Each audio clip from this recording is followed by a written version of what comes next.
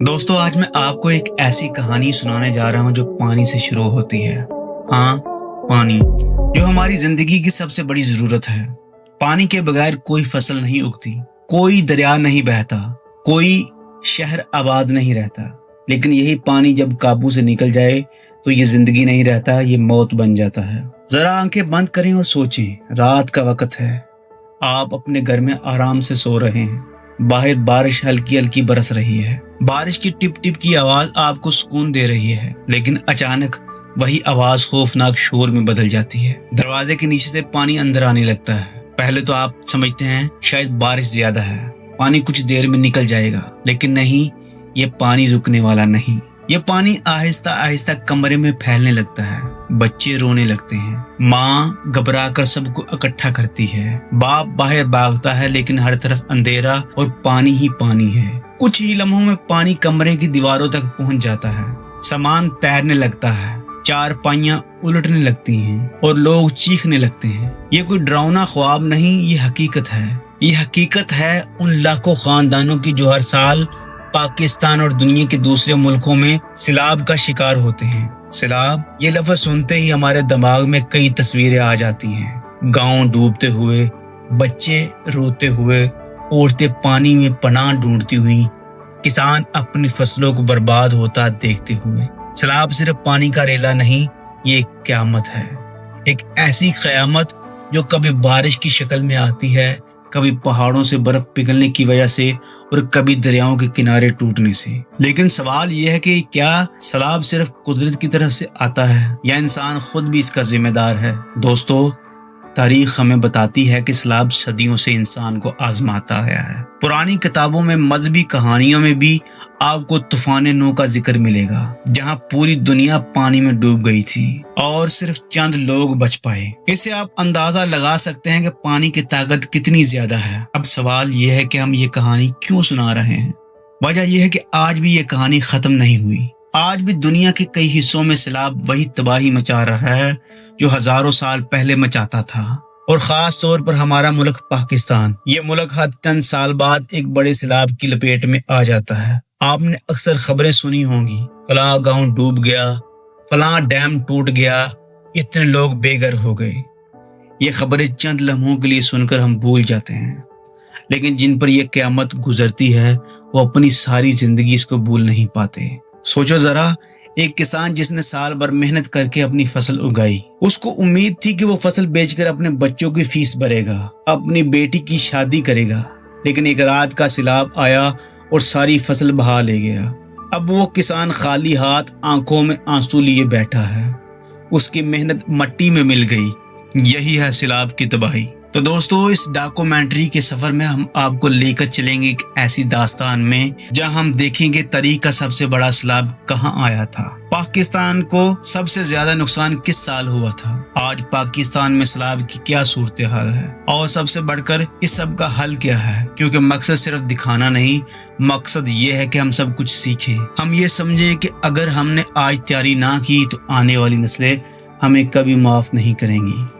तो आइए चलते हैं इस सफर पर, जहां सबसे पहले हम देखेंगे कि दुनिया की तारीख का सबसे बड़ा सैलाब कौन सा था। तो दोस्तों, अब हम चलते हैं एक ऐसे वाक़ये की तरफ जो इंसान की तारीख में सबसे बड़ा और सबसे खौफनाक सैलाब माना जाता है। यह है 1931 का चीन का अजीम सैलाब। ये सैलाब इतना बड़ा था कि तारीख में इसको मदर ऑफ ऑल फ्लड्स कहा गया, यानी तमाम सैलाबों की माँ, क्योंकि इसकी तबाही और हलाकती इतनी ज्यादा थी कि दुनिया ने पहले कभी ऐसा नहीं देखा था। ये वाक़या है चीन के 3 बड़े दरियाओं का। पहला यांगसी रिवर, दूसरा हवाई रिवर और तीसरा पैली रिवर।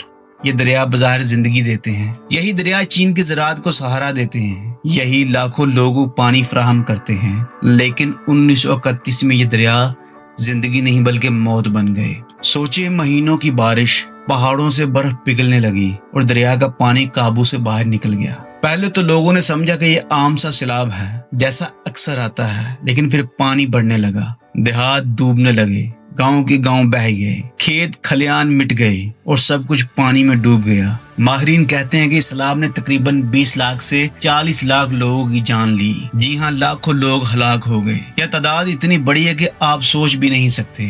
اگر آج کے زمانے میں کوئی شہر اتنی ہلاکتیں دیکھے تو شاید پوری دنیا ہی ہل جائے۔ لیکن اس وقت چین غریب تھا، کمزور تھا اور دنیا کے پاس وہ وسائل نہیں تھے جو آج ہیں۔ ایک کسان اپنی بیوی اور بچوں کے ساتھ گھر میں بیٹھا ہے۔ بارش ہو رہی ہے، دروازے سے پانی اندر آ رہا ہے۔ وہ اپنی بیوی کو کہتا ہے، جلدی کرو، کچھ کھانے کا سامان باندھ لو، ہمیں نکلنا ہوگا۔ بچے روتے ہیں، ماں جلدی جلدی کپڑوں میں خشک روٹی لپیٹتی ہے۔ سب گھر سے نکلتے ہیں، لیکن باہر ہر طرف پانی ہی پانی ہے۔ کچھ لوگ چھت پر چڑھ جاتے ہیں، کچھ درختوں سے لٹک جاتے ہیں، لیکن پانی کا ریلا اتنا تیز تھا کہ سب کچھ بہا لے جاتا ہے۔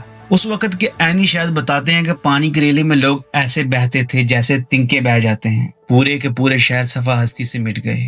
جہاں کبھی بازار تھے وہاں پانی کی جھیل بن گئی، جہاں کھیت تھے وہاں مٹی اور کیچڑ کے سوا کچھ نہ بچا۔ بھوک، بیماری اور موت یہ سب ایک ساتھ آئے۔ جن لوگوں نے سیلاب سے جان بچائی وہ بھوک سے مرنے لگے، کھانے کو کچھ نہ تھا، صفائی نہ تھی، بیماریاں پھیل گئیں۔ یہ سیلاب صرف پانی نہیں تھا، یہ ایک عذاب تھا۔ یہ ایک سبق تھا کہ اگر انسان نے قدرت کے نظام کو سمجھا نہیں، اگر دریاؤں کے بہاؤ کو سنبھالا نہیں، اگر ماحولیاتی تبدیلی کو نظر انداز کیا تو پانی ایک دن سب کچھ لے ڈوبتا ہے۔ لیکن دوستو، ہر تباہی ایک سبق بھی دیتی ہے۔ 1931 کے بعد چین نے یہ فیصلہ کیا کہ وہ اپنے دریاؤں پر قابو پائے گا۔ انہوں نے ڈیمز بنائے، نہریں بنائیں اور آہستہ آہستہ وہ اپنے دریاؤں کو قابو میں لائے۔ لیکن آج بھی کبھی بھی یہ دریا اپنی طاقت یاد دلا دیتے ہیں۔